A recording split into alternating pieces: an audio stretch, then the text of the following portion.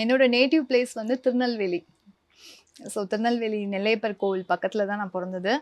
என்னோட ஃபேமிலி எல்லாமே வந்து அங்கேருந்து தான் இது பண்ணோம், ஸ்டார்ட் பண்ணோம். ஸோ என்னோட எஜுகேஷன் பார்த்திங்கன்னா அங்கேயே ஒரு மெட்ரிகுலேஷன் ஸ்கூலில் படித்தேன்.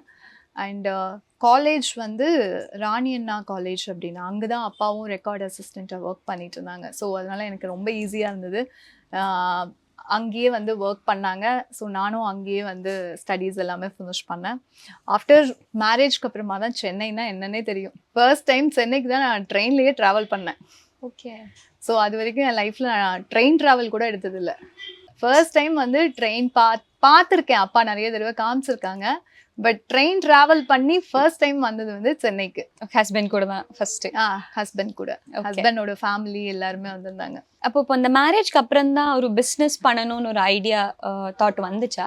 ஆக்சுவலி நான் வந்து என்னோட ஸ்டடீஸ் எல்லாமே ஃபினிஷ் பண்ணிட்டு லைஃப்ல வந்து வேலைக்கே போகக்கூடாது, நல்லா போய் செட்டில் ஆயிடணும், அப்படியே வீட்டு வேலையே பார்த்துட்டு அப்படியே இருந்துடணுங்கிறது தான் என்னோட மெயின் மோட்டோ.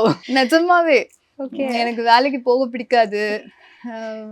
ஏன்னா வந்து அந்த ஸ்டார்டிங் பீரியட்ல நமக்கு எக்ஸ்பீரியன்ஸ்ட் இல்லாம நிறைய இடத்துல வந்து கூட ஒர்க் பண்ண பர்சன்ஸ்னால என்னடா இது டெய்லி ஒரு ஸ்ட்ரகிள் ஃபேஸ் பண்ற மாதிரி இருக்கே, இந்த இதுல இருந்து முதல்ல வெளியில வரணும்னா ஃபர்ஸ்ட் கல்யாணம் பண்ணணும் அப்படின்னு முடிவு பண்ணேன்.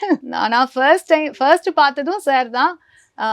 எனக்கு கல்யாணம்னு ஆரம்பிச்சு அவரை தான் ஃபர்ஸ்ட் பார்த்தாங்க. அப்பாவும் வந்து அவரையே மேரேஜ் பண்ணணும் அப்படின்னு சொன்னாங்க. நானும் ரொம்ப விரும்பி மேரேஜ் பண்ணேன். மேரேஜும் ரொம்ப கிராண்டா சூப்பரா நடந்தது. ஸோ சென்னைங்கிறது எனக்கு ரொம்ப பெரிய, சென்னை பார்க்கணுங்கிறதுக்காகவே இவரை மேரேஜ் பண்ணேன். சின்ன சின்ன ஆசைகள்ல அதெல்லாம். ஆமா.